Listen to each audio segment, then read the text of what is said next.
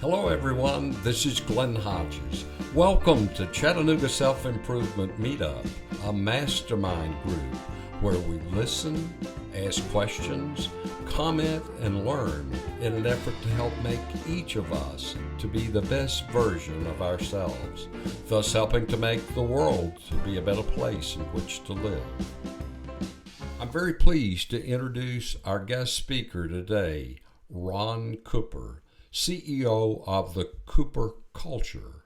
Ron is leveraging over 30 years of active duty in the U.S. Air Force as a fighter pilot with command experience and industry executive experience to help people and organizations achieve their full potential.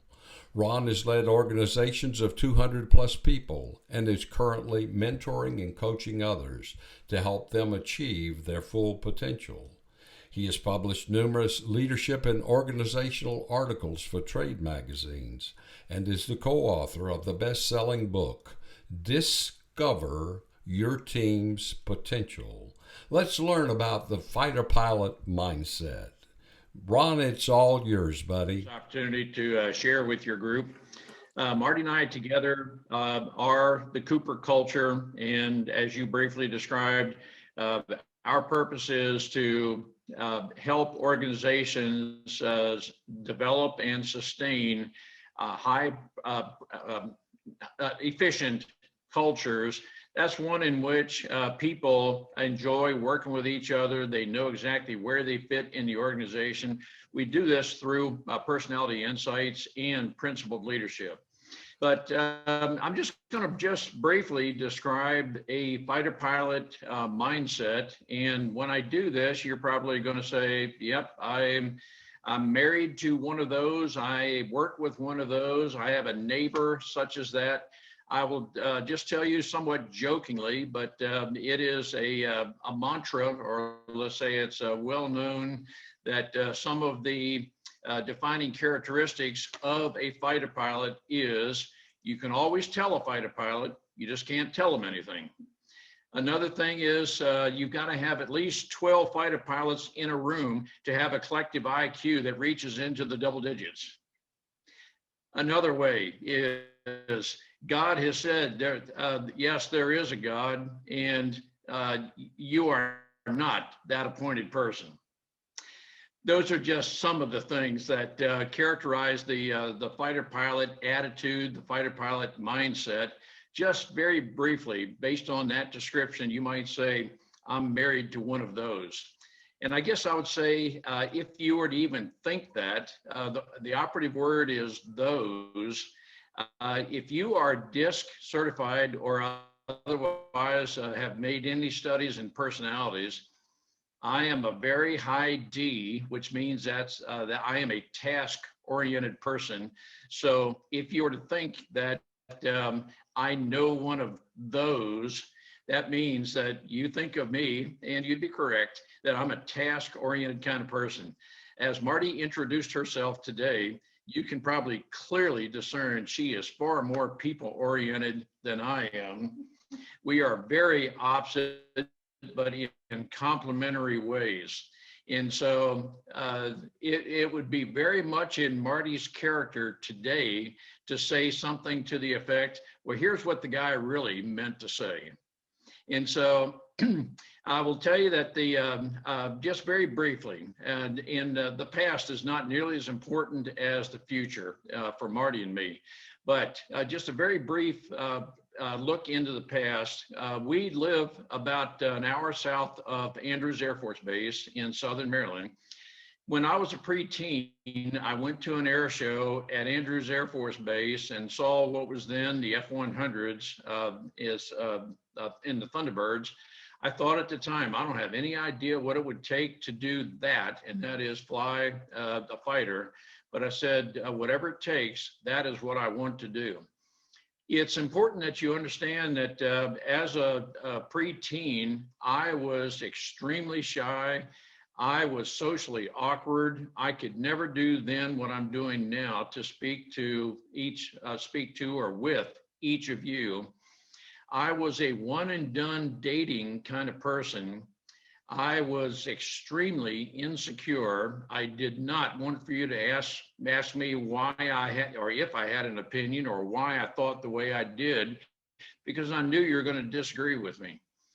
I believed as a young child that I was dumb and stupid, and it's taken me maybe 4 or 5 decades of reflection to maybe understand why I felt that way. I think I have a little bit of insight into why I felt that way.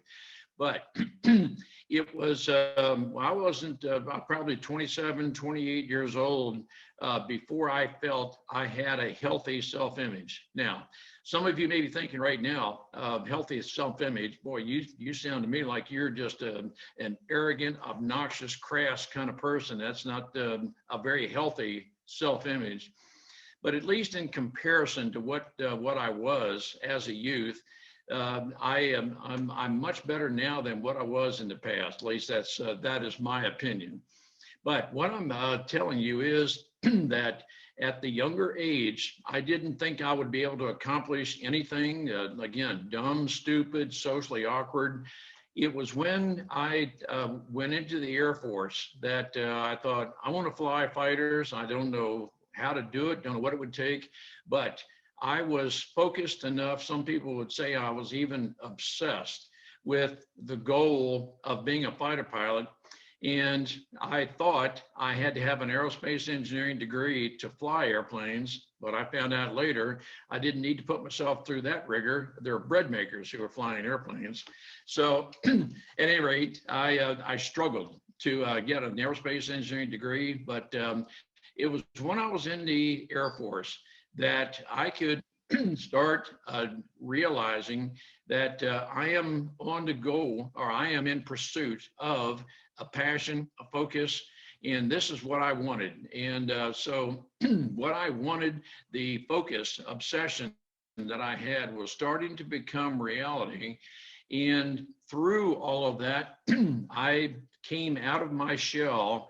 And some people may say I've overdone it, but I will say that I felt much more comfortable talking with and interacting with people, because I thought, well, maybe I'm not as stupid as I thought I was.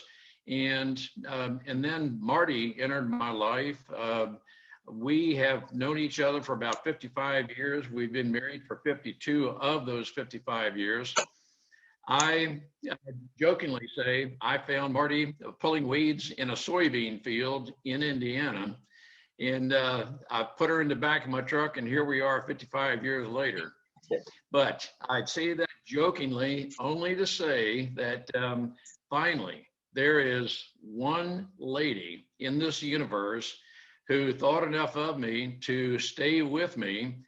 And I will tell you, and this is the truth, Marty is the only girl who ever gave me her correct phone number.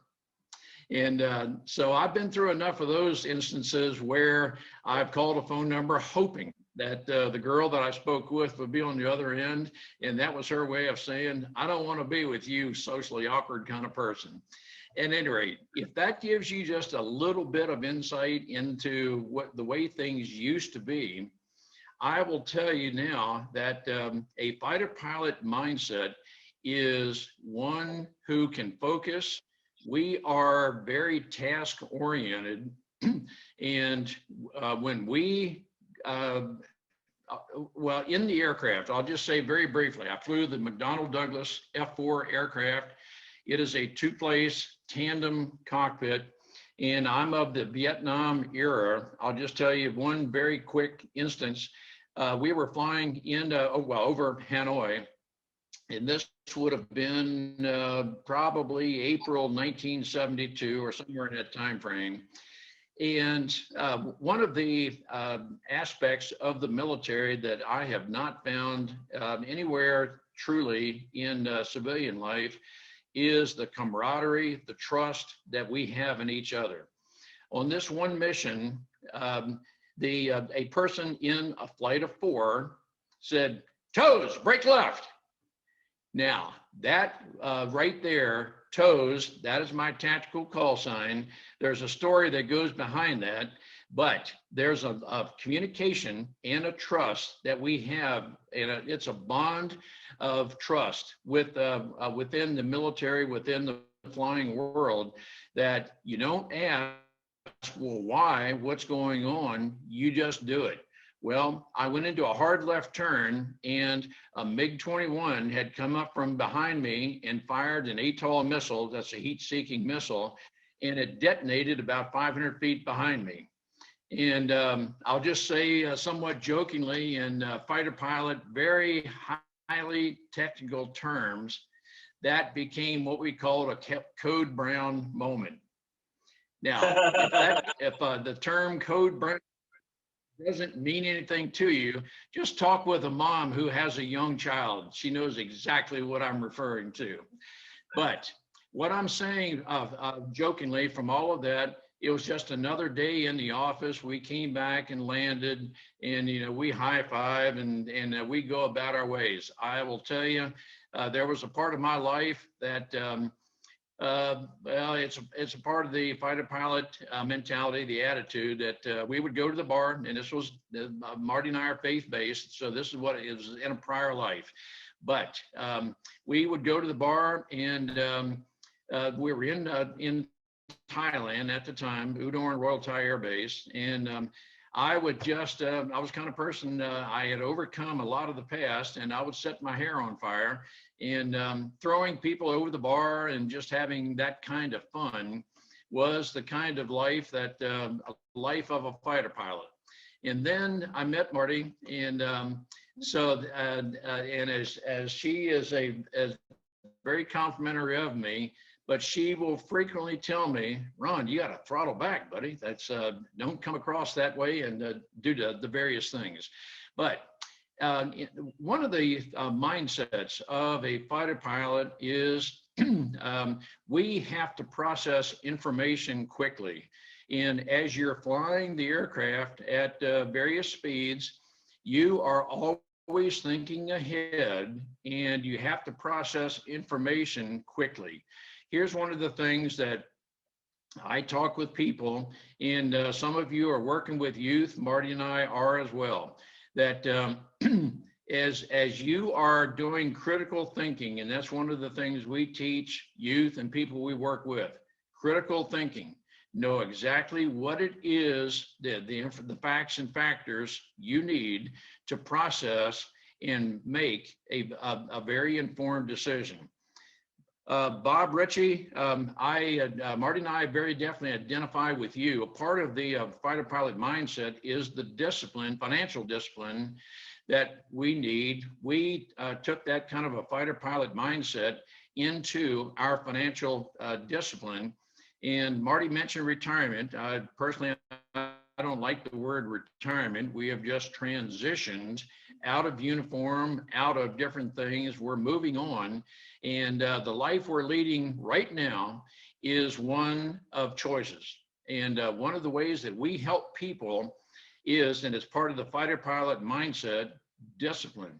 You must have a discipline that if you don't develop a financial discipline, you will live a life of whatever it is that results from that. But Martin and I have chose to live a life of a financial discipline. Right now, we're living on it's 103 acres in Southern Maryland, but with no pretense, we're doing exactly what we do by choice. But that's all a part of a discipline, which I believe is a part of a fighter pilot mindset, that as you develop a discipline, you know exactly what it is you want to pursue, you're focused. And I will tell you that a part of the, in the context of focus, I am a self-professed ADHD kind of person. And I can very easily go from topic to topic. In fact, even during this time where I'm sharing with you, I may be devising 17 different topics. And Marty, in her inimitable way, will say, focus, focus, focus, focus. And, I have a tendency to think of 17 different topics and not necessarily complete any one of them, but I've got an idea about how to at least get them started. So Just very briefly, part of the fighter pilot mindset is a discipline. It is a disciplined lifestyle, critical thinking. I never want to be caught in a position when asked, why did you do what you do? Why did you do, or why did you make the decision you did? I never want to be caught in a position of saying, well, I really don't know. I just flipped a coin. No, I always want to make a very informed decision. And so what I'm doing right now in literally everything I do, I collect all the facts and factors involved in whatever it is I'm pursuing. And I tell people all the time, I want to make an informed decision. And so there are times some people would say, well, you just study stuff to death. Well, I think in my mind, not necessarily. I have told some people there are some decisions I can reach without using a calendar or being part of a committee. I know what it is I want. I know when I have it, I'll make that decision and we move forward. Now, just as I just said, I don't always need a calendar or committees to make decisions. I've got to adapt myself to people that are not of the same mindset as me. And I know that if I don't adapt myself, and Marty would say, throttle back. If I don't adapt myself, I can be very crass. I can be obnoxious. I can, another truth. Marty would tell the flight surgeon when I had my annual flight physical, don't bother checking for a heart or anything related to a heart because this guy does not have one. And so I will tell you that there are times that I do, not intentionally, I do come across as totally incompassionate, not having a heart.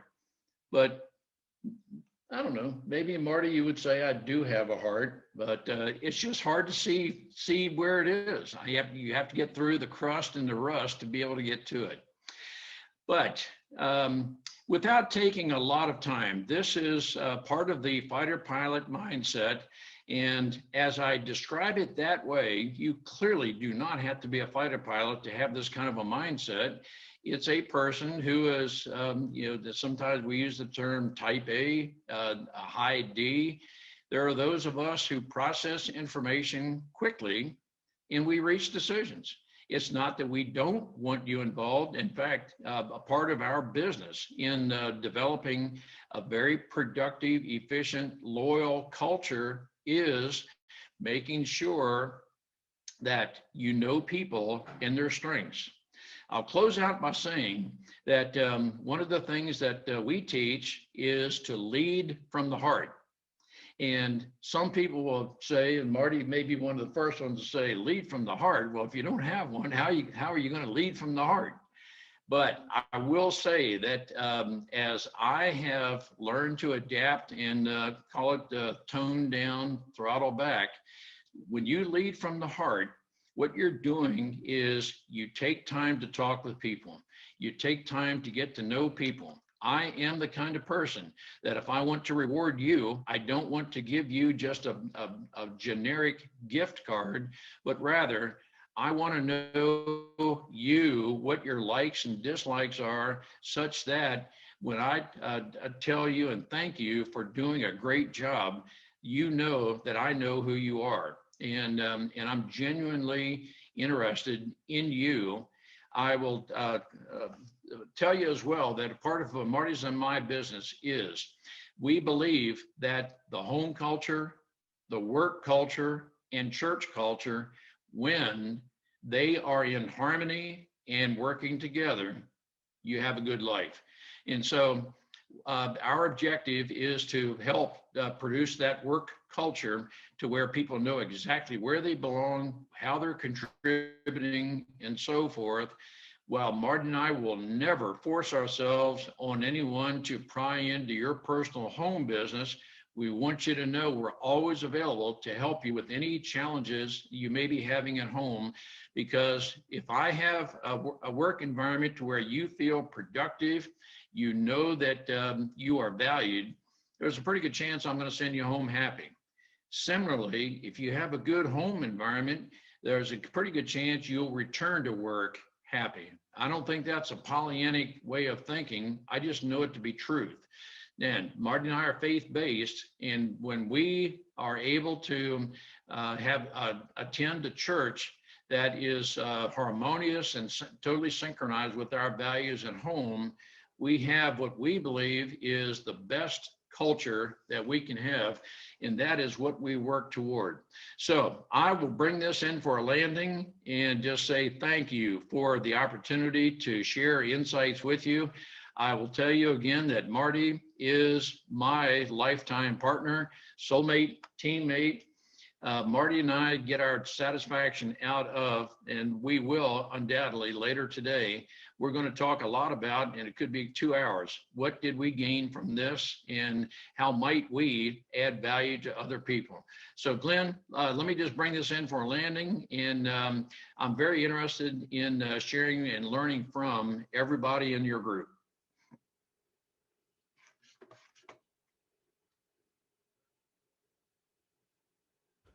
I lost my cursor and couldn't get unmuted. So thank you. What a powerful message there. You do a lot of work with students and youth.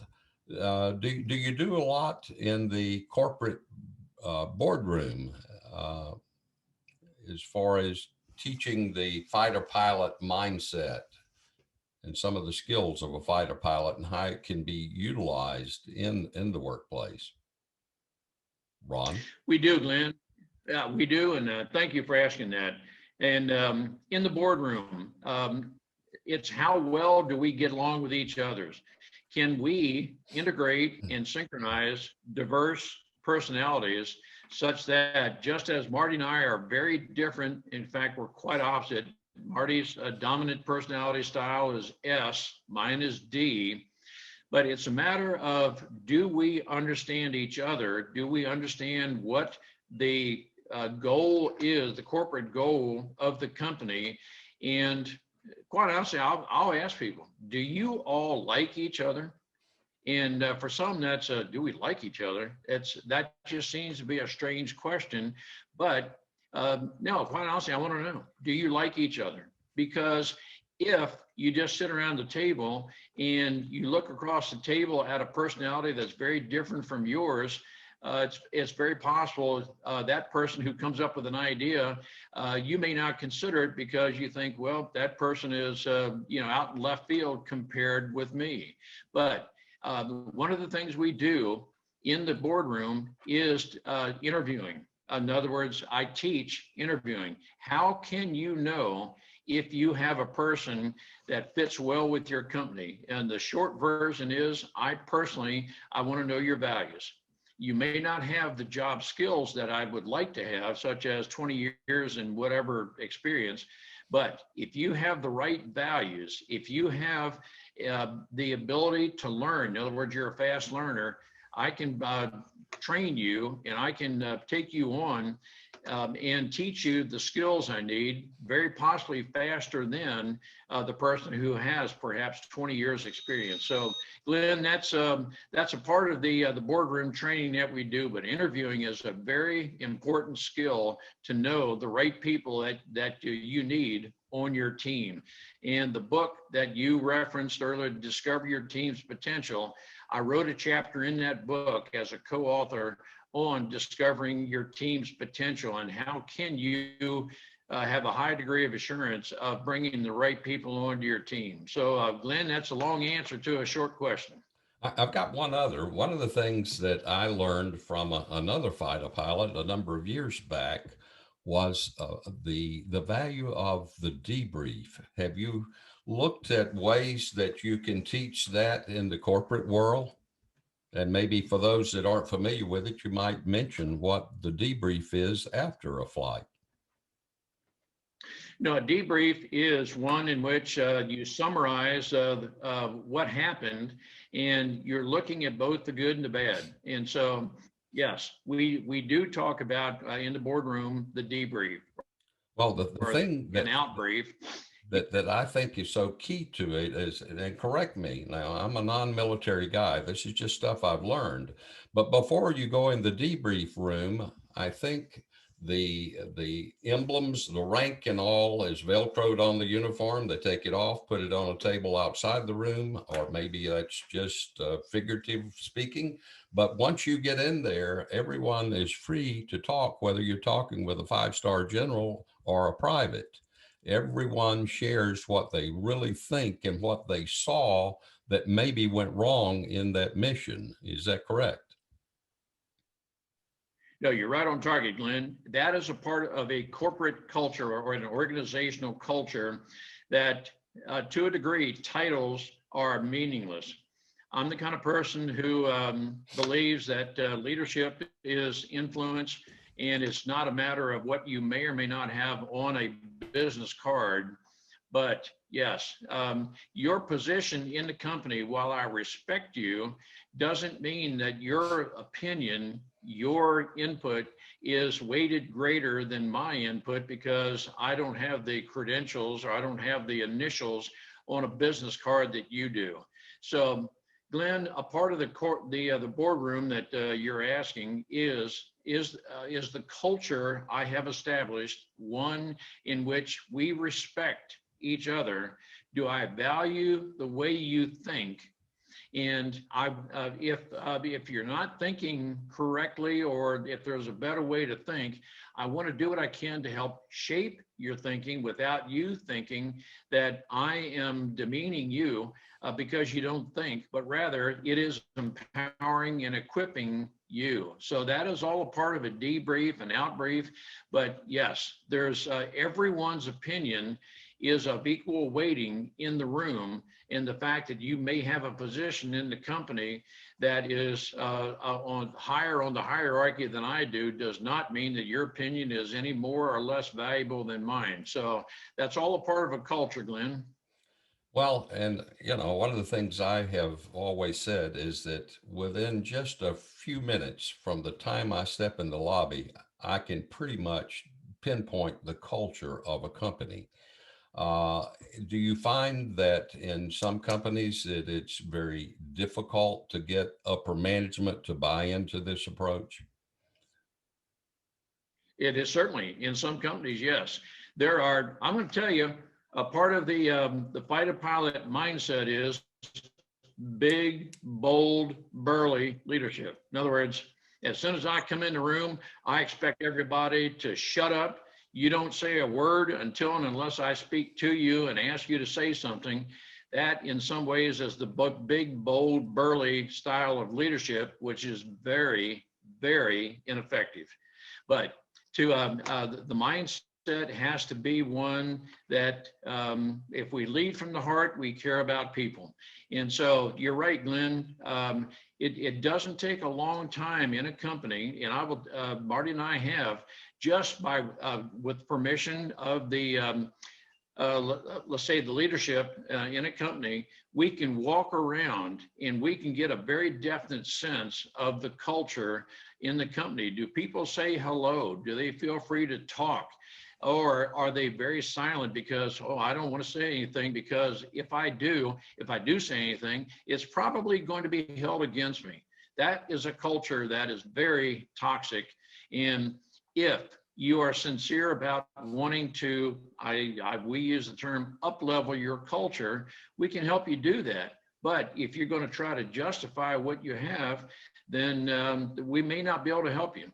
Now, Glenn, again, that's yes, it's easy to discern a culture just within a few minutes. And I know back from the days, which many of you know, I had a staffing service and executive search firm for over 25 years. And so there are very few companies in Chattanooga that I hadn't been into. And so in this area, we have a lot of nationally and international companies here. And it's amazing. Some of those still have that old mentality. This is the way we've always done it. This is the way we're going to do it. And one of the hardest things that we had to deal with was the turnover of the temporary staff. Why?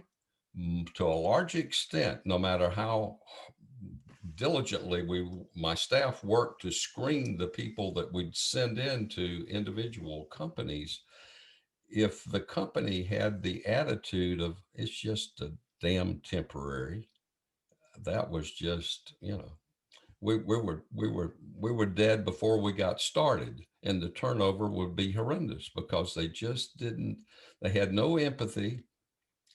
Here are people expected to go in and immediately be productive, but they don't even know where the restroom is. So we started trying to, in some cases, and we were successful in some cases of actually helping to develop a different culture. We had empathy for workers, and we'd actually make videos of saying, hey, here's where you're going to go in, we'll have someone there to meet you, here's where you sign in or clock in, here's who your supervisor will be, here's the way you go to the restroom, here's the break room, and blah blah blah blah, and tell them as much as we could via video and meetings prior to, and then we would have an orientation on site. So anyway, enough from me. It's mastermind time, and I'm hawking it. Who would like to jump in and ask Tom a question? I mean, Ron a question. I'm sorry. I'd like to ask both of you a question. How do you see Yes, sir. the political correct culture? How can businesses overcome this political correctness that's running rampant? Because to me, that does more to destroy corporate culture than anything else. Bob, Marty and I totally agree with you.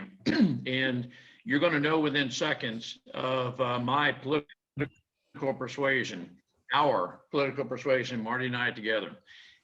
We have what I call a national culture of abject hate right now. There is a culture in some companies that, and maybe more than a culture, it could be a defining aspect of the company, that if you speak out and you show a preference to either political party or a political party that does not align with the leadership, then as a minimum, you are going to be looked down on. And maybe at worst, we're going to tell you to leave because your ideology is not aligned with that of this company. And so, Bob, what we're trying to do right now, and through one relationship at a time, that's the approach Marty and I take, is that we want to work with organizations and develop that type culture that, even though you're very different from me, as long as our values can be largely aligned, then we can get along together just fine. Now, I just introduced a term that values. Well, what if your values are totally askew from mine? That may be a topic we have to pursue a little bit more. But Bob, the question you asked requires a lot of thought, a lot of time to work into, because it is a major, major topic that we're having to work with right now. Anyone else? Kelly, you were shaking your head a lot, like maybe we agree on some things. I'm a D on DISC. It has sometimes been the bane of my existence. I don't think I'm as high of a D as you, but I'm very curious. I married my complementary opposite, so I love that you use that term. I'm curious to know what factors played into you recognizing that you can be blunt and even probably intimidating. I know that's something I've been told my entire life. You're intimidating. I still haven't figured that one out. What were the things that kind of led to you doing that? And I will also offer my condolences to Marty because Marty, my husband, on a regular basis resets me. So we need y'all. We need y'all badly. Kelly, you've asked a very important question, and Marty needs to spend more time responding to this than me. I will tell you that I too have been told I intimidate people. I have a command voice, I've been told, and when I pursue something, I can pursue it with a vigor that I've already processed critical thinking, facts and factors, and I'll pursue it with a dogged pursuit. And some people will say, in fact, I'm working with a church right now. The pastor has told me that I scare a lot of their people, a lot of the people in that church. That is largely because they are status quo people. I'm a believer, Kelly, as likely you are. If you are not changing, you're going backwards. And so if you do not adapt to, and if you don't meet people's needs, you're swimming. And Marty, come on in and join me here, because you are the one who has the most valuable thought right now. I think what a D, and I'm not putting a D down. I think they have to realize that how they come across, and DISC has helped Ron and me in this area. And so he does rely on me more to say, how does that come across? He'll send out an email, but he'll ask me to read it before he sends it out so that it comes across where his heart is, because D's have a big heart. Whether he says, no, I don't have, he does have a big heart, and you do value people. And so it's just learning to say, how does this sound? Because that's hard for a D. It is. And Kelly, I'll just say very briefly that I'm certain you know it as well. Why waste the words and time with starting out an email message or a letter saying, happy Tuesday? Come on, get to the meat of the mission, get to the task, and I'm not going to talk a bunch of frou-frou wallflowers and all this kind of wasted time kind of stuff. Come on, man, we're task-oriented people, to which Marty would say, and you keep that up, and as God would say, those of you who know DISC, there's only 3% of you who are a high, deep DISC personality. God, designed the world so that no more than 3% of you are out there, because you destroy everything I put together. I want to tell a story about Ron. We had our daughter, when she was about 7, we were stationed at Langley in Hampton, Virginia, and we always had family conferences. So we were having a family conference, and at 7, she said to him, Dad, your ship of affection is sinking. And going, oh my goodness, my own daughter at 7 is saying that to me. So now she's just like him. I married a D. I have a D daughter. So, but that was an eye opener for him too. Kelly, without dominating, I think it's a matter of we have to adapt. We have to know we have blind spots. To you and me, man, going after a goal with whatever it is we're pursuing with a vigor, that's what matters. That's what that's where we get a lot of satisfaction. But the leadership principle: if you want to go far, if you want to go fast, do it by yourself. But if you want to go far, take other people with you. And so that's how I've had to moderate myself, Kelly. Maybe you have as well. I don't know. I appreciate you saying that. I am a very sensitive individual. I don't think I'm as high D as you. I know I've also sometimes been overcoached, and I find that I kind of am building myself back into my own authenticity, because I'd been coached for so many years. You need to roll back. You need to stop being so assertive. You need to quit stating your opinion so much, and so on. So I do a lot of that Happy Tuesday now. How are you? Because I learned that it was a way to warm people up, and I am a connector. I want to know people, and that is, but it's something that I continue to kind of have to moderate, because I'm a bottom line person. I'm in meetings and I get to the point where I don't care about you anymore. Can we just get through where we're going? Can we just get to the end goal?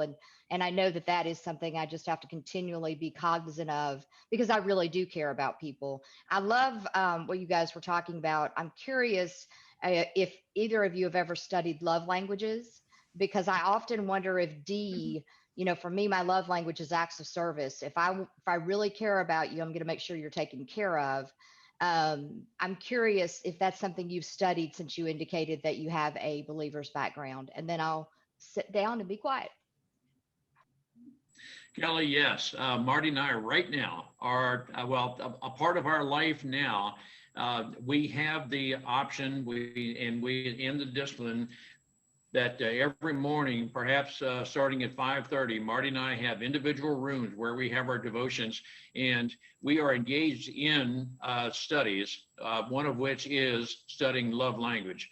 And so Marty and I know our love language, and what Marty and I do is we each put together a little statement of, okay, now that we've read scripture, this devotional, what are our thoughts? Then we get together after that and discuss what it is we said. So that's how and I will tell you, Kelly, one love language for me is that connected communication. That's huge to me. If Marty and I are able to talk in a very meaningful way and share ideas, that is having a connected relationship. I know how valuable it is to me in having connected relationships in a business. That is what we try to talk to the or help establish in businesses, in the boardroom kind of thing. So Kelly, if there's an opportunity to continue this dialogue in another setting, I'd love to do that with you, Marty and I together. I just want to say, Kelly, I admire the D personality. And because it is a strong personality, but it's one that they know where they're going. And you talked about service to people, and that's Ron. If he thinks someone needs something, he's there for them. He'll go and help them. So there are a lot of great aspects of the D personality. Glenn, can I share something? You sure can, Dr. Halida. Okay. As I was listening, Ron and Marty and also Kelly, I thought of my time in Bangladesh when I was leading a reproductive health research institute. I founded it with the Ministry of Health. And my basic objective was to help people to create their own niche in terms of what they will be doing. You know, identify yourself, you recognize yourself. So if I have a staff who is kind of training the interviewers for doing research, and I will tell her that you go and give a lecture on the subject, but at the same time, you identify what are your strengths and what are your weaknesses. So this is a platform which will give you an opportunity to see yourself as well as how others see you. And then you sit down with yourself and see what are the areas that you need to develop yourself.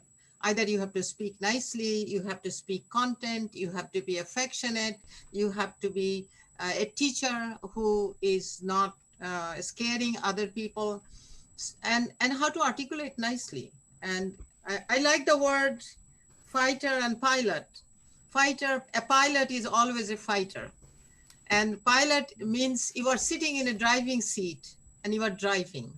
And you are not only driving on the street, you are driving high in the sky. So you have to position yourself as you think of pilot. You could have said drivers, but you said pilot. Pilot because your background is pilot, but I see myself pilot, you know, flying up, seeing everything, who needs help, what kind of help is needed. But at the same time, you are fighting every second. You are fighting to develop yourself. You are fighting to move forward. You are fighting to move forward to your destination in the appropriate time, appropriate place, and in the appropriate destination. So I like the word, and when I see this, and I can see myself into that, because I was a big fighter, a woman in Bangladesh, leading a research institution, bringing money for the institution. Government did not give me money. Government only gave me the institution and recognized it. So it was a constant fight for me. But my final destination was to train up more people, and give them the leadership opportunity. Many of them today I'm very happy to say that many of them have entered into the international agencies, WHO, UNICEF, anybody I trust, I would say. That's what they tell me. I have given them the direction. It's a unique direction, and they were able to find their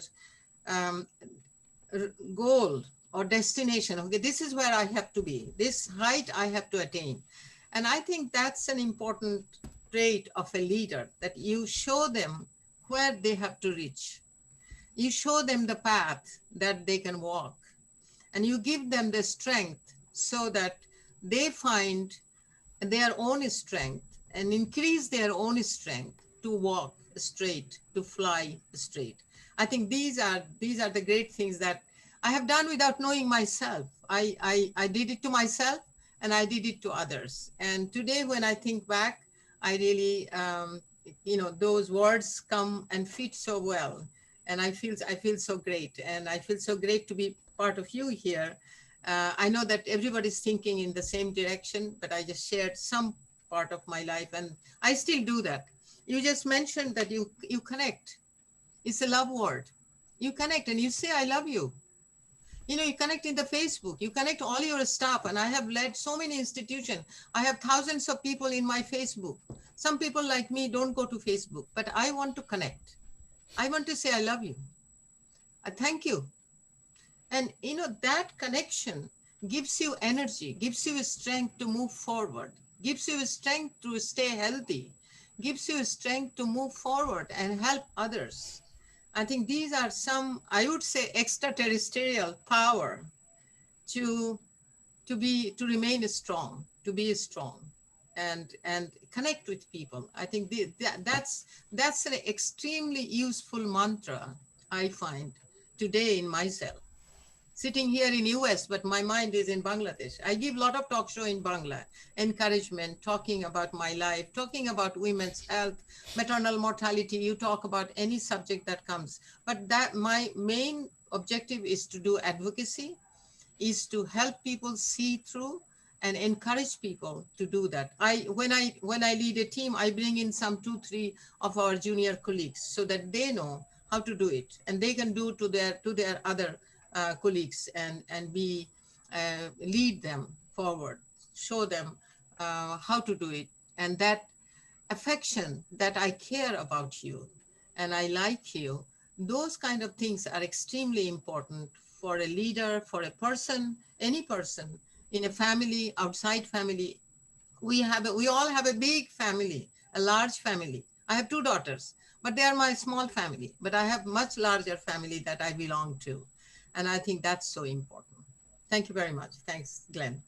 Thank you, Dr. Halida. And Dr. Alita, there's perhaps 8 to 10 hours teaching in what you just said, but I will say just very briefly, I think it is appropriate to have an appropriate amount of vulnerability in the culture of your company, meaning I don't like to spend a lot of time dwelling on the past. In fact, I don't want to dwell at all inappropriately on the past. However, I know what I used to be. I know what I'm not because of having a transformed mindset.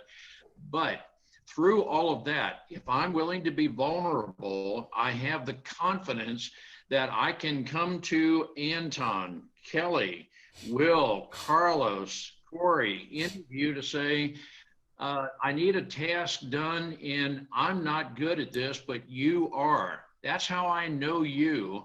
And I would say that I know you have a strength in this area that I do not.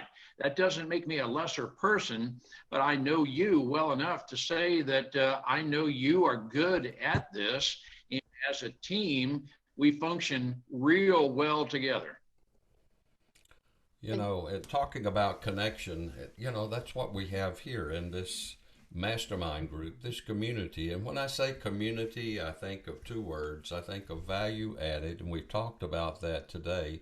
But it also makes me think of one of the younger members of our group who has created a very unique community. And of all things, a marketing clinic. Anton Demenchuk, tell us what your major takeaways are, and maybe you have a question for Ron. Yeah, definitely. So I was thinking about this one thing as you were presenting. I know how just kind of in theory, I had to study for my drone license. So I'm technically unmanned aircraft pilot, but that's not a pilot. That's a fake pilot, okay, compared to who Ron is. But they did tell us about the importance of communication, And so I love listening to, if you guys ever have any sort of like a spare moment, just go on YouTube and type ATC communication. It's fascinating how there's so much humor and there's so much just fascinating things happening on this radio, basically between pilots and with the ground controls and things like that. So Ron, just I guess a quick question, maybe it's a whole separate conversation, but how important is it to communicate when you're up in the air, and is there any sort of room for error once you're out there, and what could that lead you to?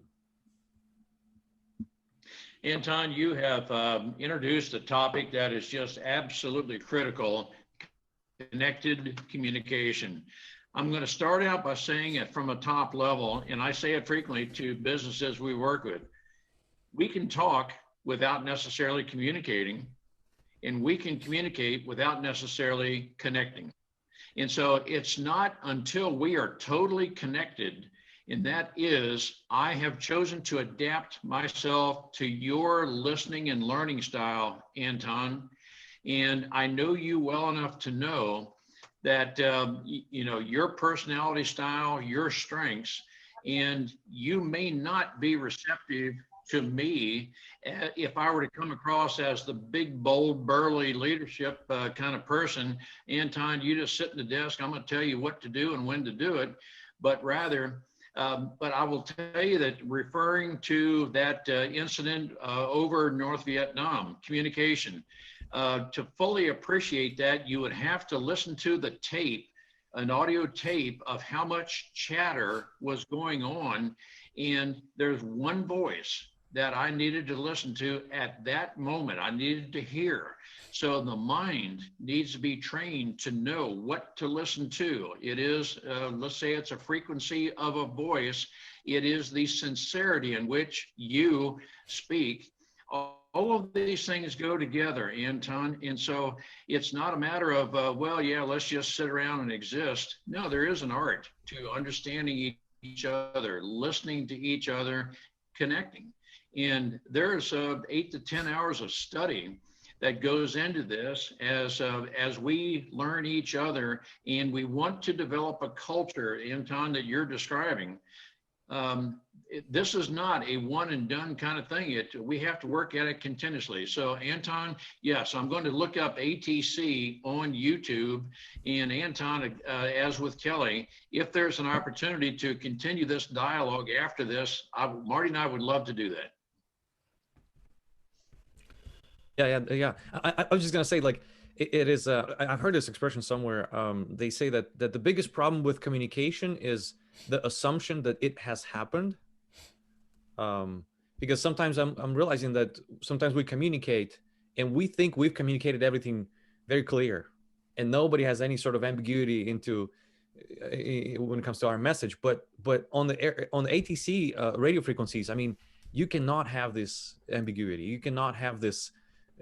Any sort of, well, I told you I'm going to taxi on such and such, or I told you I'm going to be at such and such height, or it's just it's fascinating how, like, in real life, how we could definitely learn even that structure. Like you get on the radio, you identify yourself, right?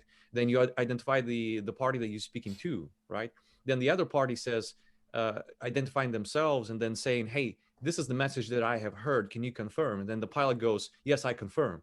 I mean, with that type of overlap, there is no chance for, or the chances of any sort of mistake in communication is very low. And I'm just thinking, like, how we could all learn from that. And because sometimes in real life, we're like, oh yeah, no, I got it. And then the job is being done and you look at the end result, and this is exactly opposite of what you've been asking for. And so I think it's just fascinating. Yeah. And also, like, another thing is about this ATC communications is how calm they are. Like, if you go and look and watch that Sully incident over Hudson, how he landed the airplane, no engines on the river. I mean, how calm he was. He just kind of gets on this on the ATC, and he says, hey, we lost both engines, and we're looking. I mean, it's just fascinating how quick, simple, and what's the word? Stoic, or no, the unemotional, or very kind of calm, cool, and collected. Because if you're screaming into that radio, I mean, nobody can understand what you're saying. But sometimes that's just, I feel, I'm sensing like there's so much missed opportunity in real world when it comes to that. So thank you, I appreciate it, Ron. Anton, no, you're absolutely right on target. Communication. It is, there's a technique that's well known as active listening. And Anton, if I'm active listening to you, and I will tell you that Kelly, you may identify with this.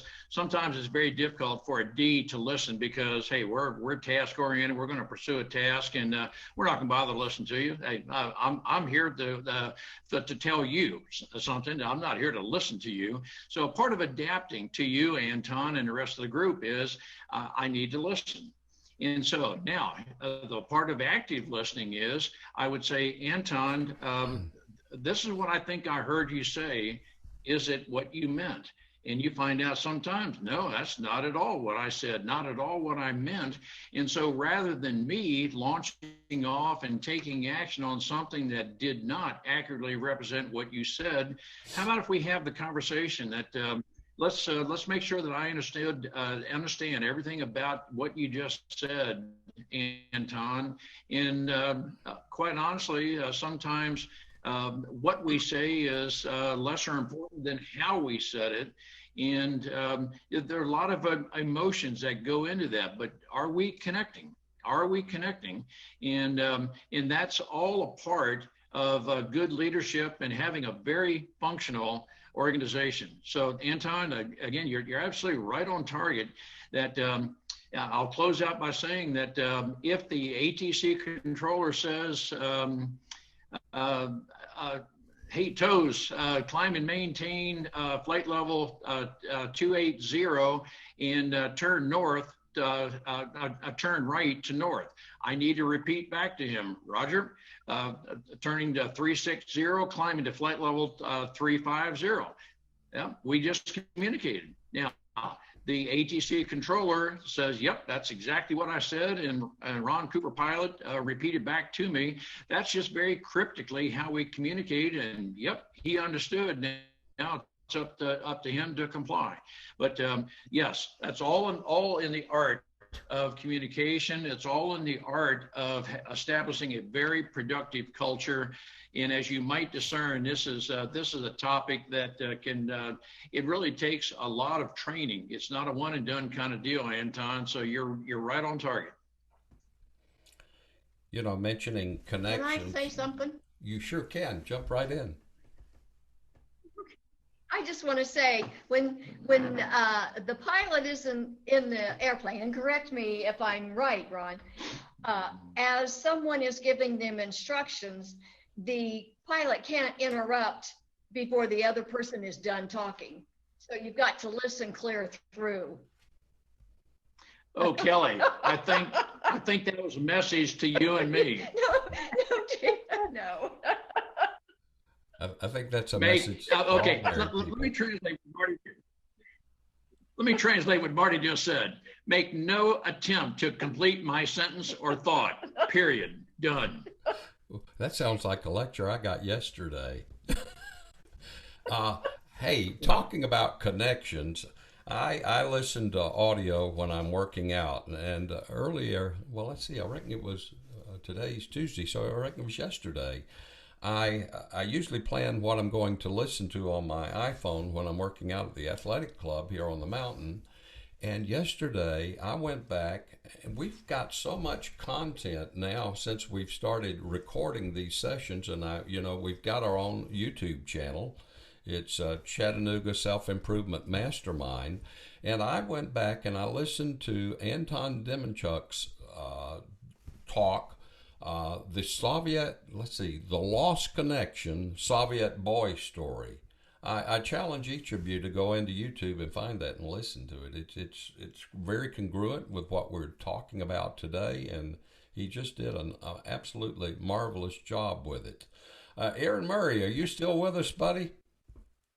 I'm here, Glenn. Yeah. What's your take on this? Or you have a question? Well, listening to Anton, we were actually discussing that pilot's license he's talking about. I got mine probably for that same unmanned aerial vehicle certificate, I guess, 4 years ago. And in reference to what Anton was talking about, listening, and communicating clearly. I just have a question for the group to open this up. You know, I think this year was probably on record the least and the worst amount of communication anyone's ever had, personally, in business, you know, you name it. We had so many challenges and barriers to communication. And of course, if we didn't have the internet, you can imagine what shape we would be in. But what can we do this year to not only communicate, but understand where we are at when we're talking with business owners, when we're talking with each other? There's so many complex emotions going into this year, of hope, you know, even disappointment from last year. How can we tap into some of those thoughts and feelings to move us forward? Right. And I think that's a really complex question, and I intentionally left it vague. But, you know, I'm just looking at this new year. I want everyone to succeed. And it just seems there's everyone has a wall up after this last year. Victor. Victor. Yeah. So if you guys have any input, just throw some things out there. I just want to hear what you guys are thinking. Ron, do you have a response there? Yeah. Aaron, I don't want to appear to be the expert to answer your question, but I will tell you that what you're alluding to, or the question that you posed, is one we deal with all companies.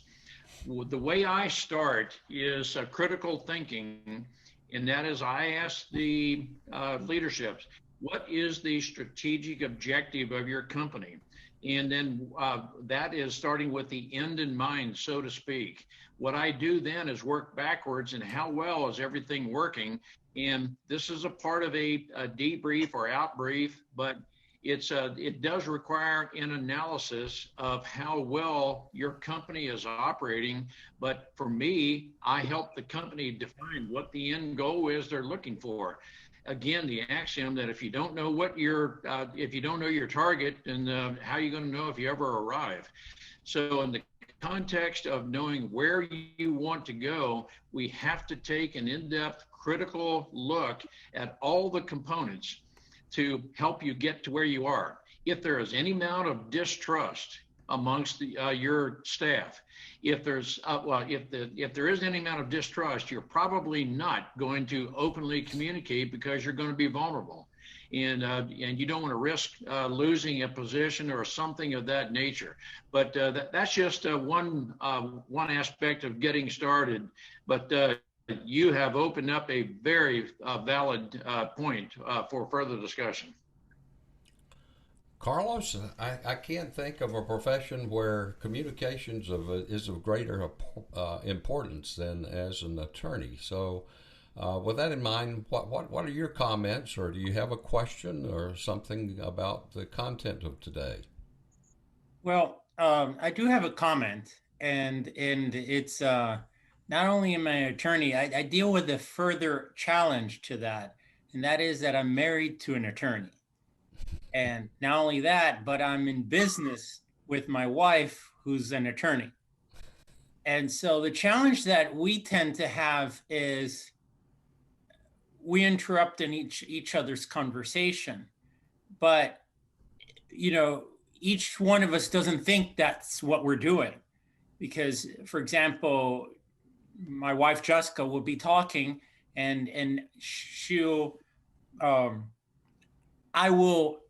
what she'll consider me interrupting her, and I will say, I'm not interrupting you. It's a furtherance of my conversation of what I started. And so there's always a question as to who's controlling the conversation, because if she's controlling the conversation, or she thinks she's controlling a conversation, then she's got the floor. And so you know, any comment I make perhaps is interrupting what her point was, and vice versa. So we always have an issue as to who's truly controlling the conversation and what we consider as interrupting the other. Carlos, are you allowed to say overruled in your conversations? Yes, but there are consequences to that.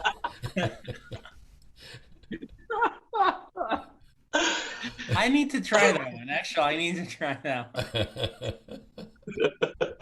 It might work Glenn, better on her part. From probably I'd try that maybe on a Zoom call with my wife. I'm not going to try that in the same room. Preferably when she's at home and you're at the office. Yeah. Glenn, I Yes, do sir. have a question for Ron also, even though I know him well, and usually I met him quite often whenever there is a chance, except the last 1 year.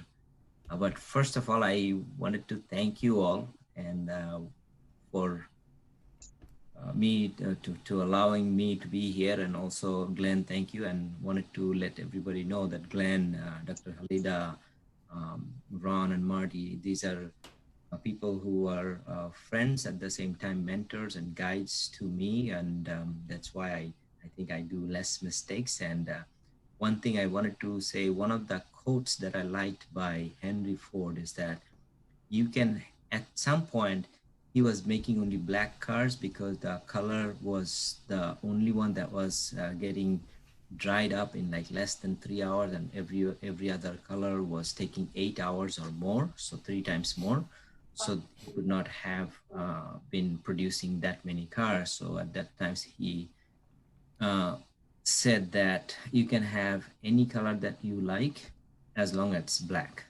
So I kind of like that statement, and that kind of tells you that what kind of personality I'm in. Also, probably not as high as Ron also, as Kelly mentioned, but still it was difficult for me to ask somebody, or especially my wife, or many others at some point, which I had to kind of transition out of. And Marty kind of said that also, that what they like and what they don't like. However, there are some good parts as well, and it makes a good complement with each other, as we just discussed. But having said that, to Ron and Marty, one thing I could say, that how you guys were still able to manage, especially you talked about financial management and a few others, and you were so disciplined and knows. How did you learn that, or did you guys figure it out? And were you in the same mindset, both of you, or what was the initial phase between two of you at that time? And what would you say to somebody who are young professionals or young people who are starting, or even any age? Jake, again, a very appropriate question. I'm going to have Marty join in from her perspective. Bob, my guess is, Bob Ritchie, you deal with this kind of thing all the time, but I'll just tell you very briefly. I am, and Marty also, I think she would say, we are a product of our environment. And I mean that in a very positive sense. I use the expression frequently, we're all a product of our environment, but we're only a prisoner to it by choice. In other words, if our environment was one in which we just spend, we always spend more than we make, yep, you may initially enter life like that, but if you continue that way, that's your choice. I will say in the positive context that Marty and I were each raised on a farm, and you always, no questions asked.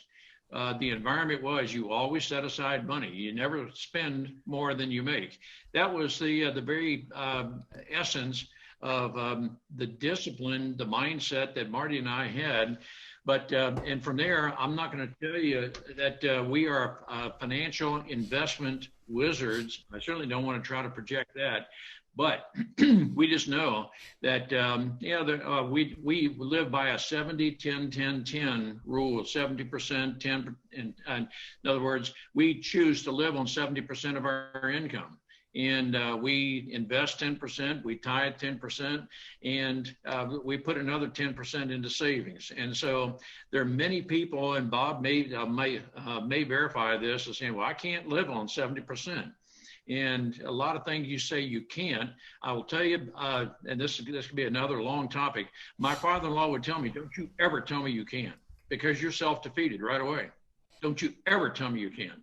And so I take that with a lot of the people with whom I work. I said, don't you ever tell me you can't. You can tell me you don't want to, but don't tell me you can't, because it's just a matter of discipline. Marty, talk to us about discipline. I grew up with a father that said, when you go to work after college, when I work, just save $5 out of each paycheck. Because back when I graduated from college and was working, you didn't make much. So $5 was a lot for me.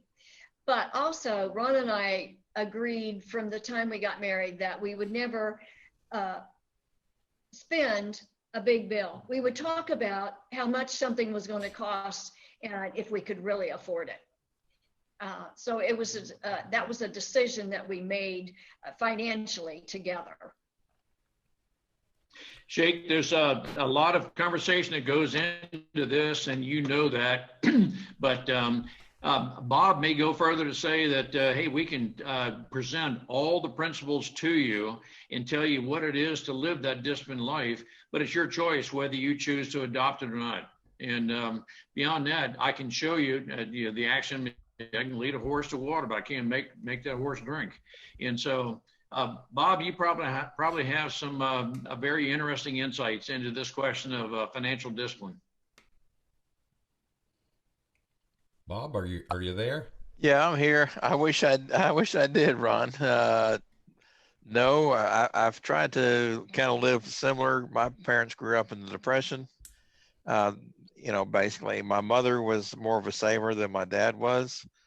Like Kelly and you guys, they were kind of opposites. My dad being a drill instructor, you can imagine what letter he was. And my mother, basically was more of a passive individual. And so I guess they balanced out fairly well. And the only caveat I could add to it, if somebody needs are greater than what their income is, they need to go out and make plans to get the income. Not say, well, I'm just going to spend it and hope it comes in. You make plans first, and then you go after it, and you can spend it, but you make sure you're earning it. Good lesson there. Casey McVicker, I think you're new with the group. Would you like to say hello, and maybe you have a question? Oh, hi. Thanks for calling me out here. I've just been listening in to everybody. It's great. I've thoroughly enjoyed this so far today, and I feel like I've got some team members here with me for sure. I was invited via John Shank. He's a Chattanooga native, and I work with him a lot through here in Indiana. And he's like, you know what, Casey, I think you would like this. I'm going to put you in here. And I'm like, okay, let's do this. And so far, I seem to have found some like personalities in here. And I thank you all for having me today. Well, we're glad to have you. Sorry I didn't see you earlier. We always let everyone introduce themselves at the very beginning. Any other comments or questions you might have? I'm a little stealth. I just slid right in. I'm not going to lie. No, I appreciate it. I think Ron and Marty are great. So far, you guys have just been wonderful. I like how you play off of one another. Your personalities definitely reflect that. It's great. And I'm sure I'll be joining again. I don't know that I have any questions yet. I'm just kind of sitting here listening to everyone because I feel that we have all had some similar experiences. I, as well, definitely like to put my opinion out there and communicate boldly. So, it's not been well received over the years. So I appreciate all these like-minded folks here today. Well, you're in the right place. We're all not bashful about expressing ourselves. We've got a Facebook group, the official Chatanooga Self Improvement Mastermind. Glenn, can I ask Casey? Ron, was that you? Hey, Glenn, can I ask Casey a question? Yes. Yes. Casey, I heard you mention Indiana. I'm married to a Hoosier, Grant County, Marion. How close are you? Oh, nice. Well, I'm in Knox County, so I'm Southern Indiana, but I come from Southern Indiana, Knox County, but I lived in Marion County for 25 years, right up until the pandemic hit. And then I moved back home to be near all my family. But yeah, very familiar. Yeah, but We've got about 1 minute. Okay, great. Billy Weathers, we hadn't heard from you today, buddy. You got any words of wisdom or a question, a comment? Just quickly, it was very insightful and great. And one little thing, being in real estate, we always have to try to mirror and match the different personalities that we come in contact with. And that's one thing that you have to remember, that when you're trying to communicate with somebody, is that you got to kind of communicate on their level, and realize that maybe if you're not quite jihad with them, that it could be that their personality traits a little bit different. You just got to think on that and realize that. Yeah, we need to get you scheduled to speak again soon, because we usually, for the last couple of 3 years, we've kicked off first of the year with Billy Weathers. He's great about goal setting, and just such a great example for us. Anyone else have a burning desire? It's 9:30. Our time is up. I'll end the recording in just a minute. And for those that would like to stick around, it's I kind of like to say it's like if we were at a live venue. It's that opportunity to stick around and go up and meet the speaker, shake his hand or whatever. So we can wave or whatever to simulate it. But anyway, I hope that each of you found value today. I love you. I love each and every one of you. I care about you. And remember, your day will be just as good as you visualize it.